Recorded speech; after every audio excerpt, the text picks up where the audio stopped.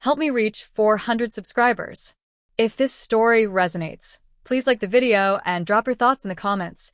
I read every single one. Thank you. I've always believed trust isn't something you claim. It's something you earn, step by step, through actions and choices. Emily and I had been together for nearly 4 years. In that time, I thought we had proven ourselves to each other enough to feel secure.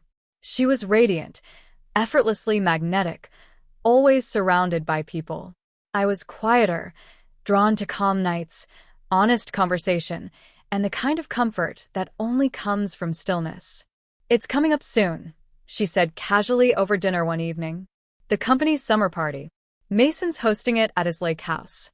Everyone's bringing a partner, but you hate crowds, so I'll just go with the team." I didn't respond immediately. I'd met her coworkers before, especially Mason.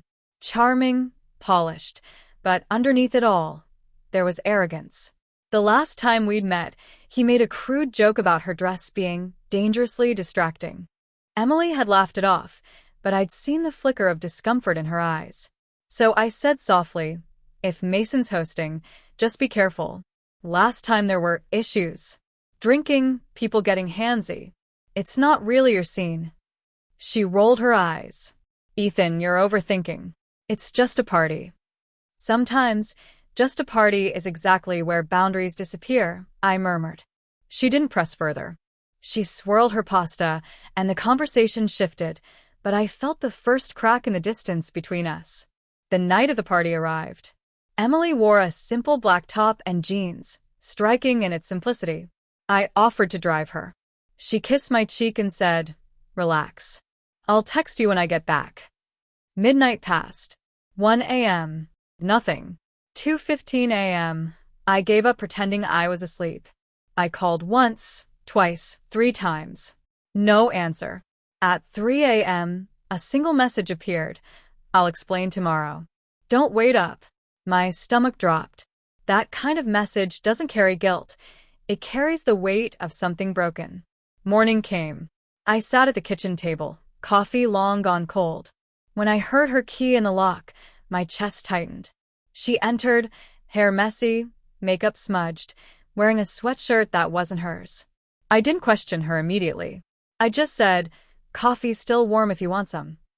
She nodded but stayed distant. Then she began, "Ethan, you need to hear this before you react. I drank too much. Mason let people stay at his place. I took the guest room." Her words were slow, careful. She tried to fill the air with explanations, but I felt hollow. Not angry hollow. She continued, "Nothing happened. Well, we kissed briefly." I stopped it immediately. I wanted to believe her. I really did. But truth rarely appears in fragments unless it conceals something larger. I said quietly, "You ignored me because you didn't want me to be right." Her eyes filled with tears. "I didn't plan it, Ethan. No one plans betrayal. It's what happens when you think you're safe from it," I whispered. She trembled, gripping a coffee mug she hadn't touched. "I'll quit that job. I'll block him. I'll do whatever you need."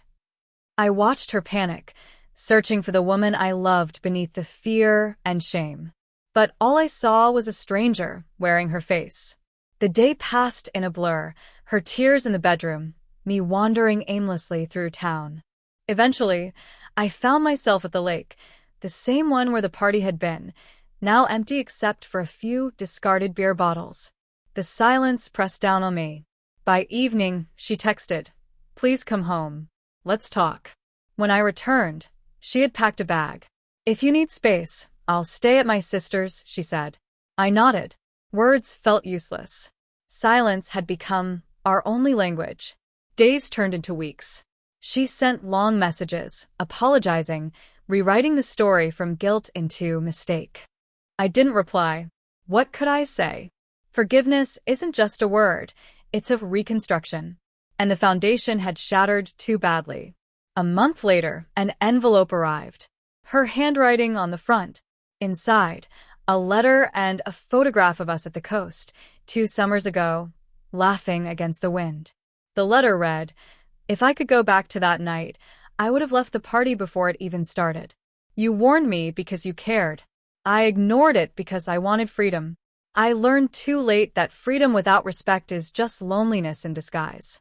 I read it 3 times, folded it, and placed it with our old postcards, not as a hope to reconcile, but as a relic of history. Some lessons arrived too late to save what mattered.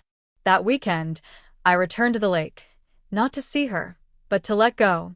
The air smelled of rain and pine. I skipped stones, watched the ripples fade, and realized betrayal doesn't always end in rage.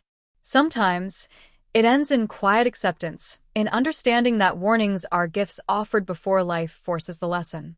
Back at the apartment, the space felt lighter. Her things were gone, but so was the weight. I made coffee, sat by the window, and whispered the truth I had avoided. You can't save someone who mistakes care for control. The next morning, I mailed her letter back, adding a single line at the bottom. You were right. It was just a party. And like most parties, it ended when the lights came on.